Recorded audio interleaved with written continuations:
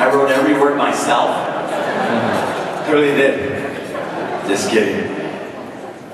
I love Chad. I love him, and I've worked with him now for at least since the mid-90s. As majority leader and speaker of the Assembly, when I was out of office, as a council member, and now as mayor. And I couldn't be prouder that he is the incoming president of the Human Rights Campaign. And that's right. Now he's got big shoes to fill. Joe Salmonese has been an inspiring leader for 7 years. But I have every confidence in Chad, and I think we all do. And that's why you stood up to acknowledge him. Those of us who know him know he's fearless, he's tenacious, he's innovative and inspiring. And I know you'll make sure that, and he'll make sure that the HRC continues to be one of the country's leading voices in the fight for equality and human rights. Let's give him a big hand.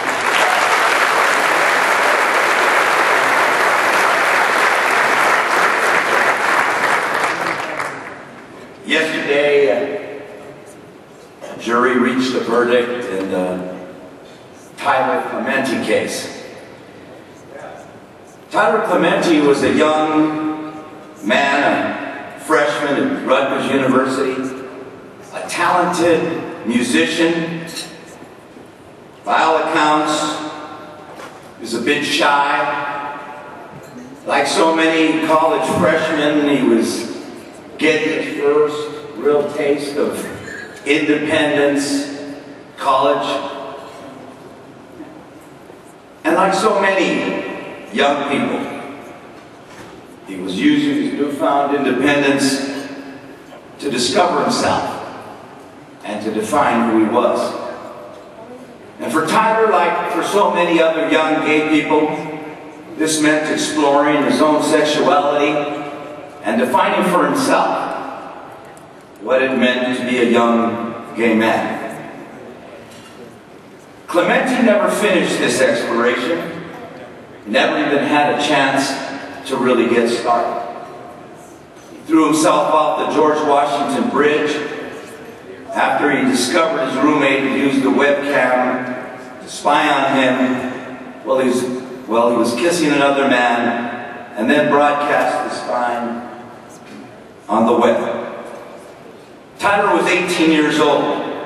In many ways, he was just a boy. His parents had to bury their son. Now, the jury convicted Clementi's roommate of intimidation and a hate crime.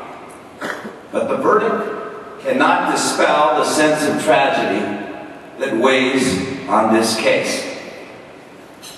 Now, I don't think anyone can deny that tremendous progress has been made in LGBT rights. In 6 states, plus the District of Columbia, gay couples can now walk down the aisle like everyone else.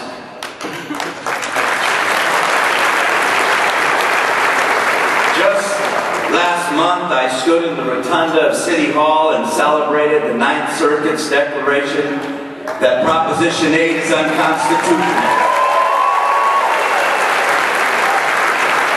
I think we can all feel it.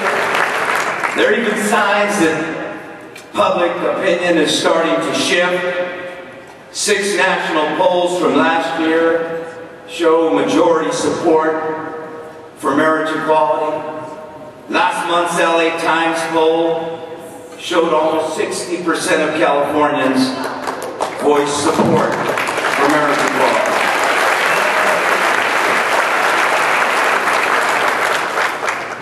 But for all of these legal and political victories, we still live in a world where gay teens are bullied for the simple fact of being who they are.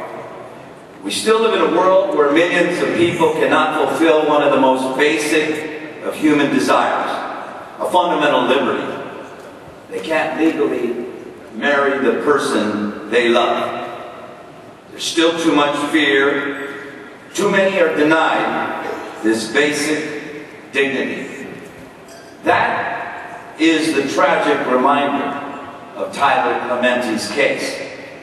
And it's a reminder of what we fight for, of what HRC fights for. Yes, we fight for rights. Yes, we fight for good laws. Yes, we fight for justice. But we fight for something else. Something closer to the heart than legal codes or licenses. We fight for the simple freedom to be who we are. We fight for a world where every young person can grow up and discover themselves without violence, without prejudice, with pride. We fight for something very simple, but very profound. We fight for humanity. We fight for love. Now this will be a pivotal year. There have been victories to celebrate, victories like the Prop 8 ruling, victories like President Obama's repeal of Don't Ask, Don't Tell. Over 17 years, 14,000 courageous LGBT soldiers and sailors, Marines and airmen and airwomen were drugged out of the service because of this misguided law. But no more. That injustice has finally come to an end. Now LGBT men and women can proudly, can openly pull on their dress blues and their combat fatigues that look good in them, by the way. They can do what every one of us have a right to do. They can serve their country with love, honor, and distinction. Now, President Obama stands with equality and against discrimination. He ordered the federal government to extend key benefits to same-sex partners of federal employees. He declared the Defense of Marriage Act to be unconstitutional and announced that the Justice Department would no longer defend it in court.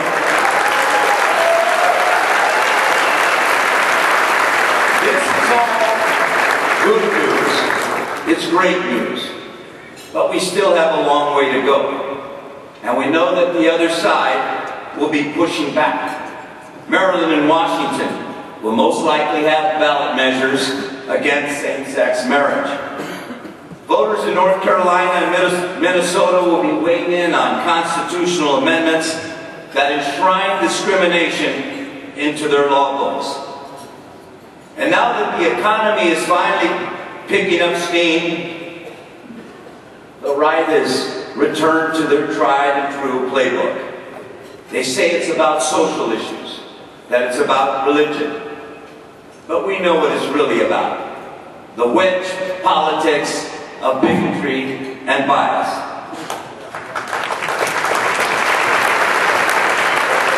They've got women and contraception in their sights at the moment. But it's only a matter of time before they turn their attention to LGBT civil rights. And from past experience, we know it will not be pretty. But we're here today to say we will be ready. We will keep pushing. Because the sands of time only go forward. Because it's the only way that progress is made. Now, during the month that marriage, equality and gay marriage was legal in California, I presided over a number of marriages in City Hall. I want to do that again. I want to stand with couples and witness as they seal the bond of matrimony. I want to feel the love in their hearts. I want to see the joy in their faces. I want this year to be the year when America finally gets the message. Love doesn't have a color. Love doesn't care if you're gay or straight. Love doesn't discriminate. Thank you all. Have a great day.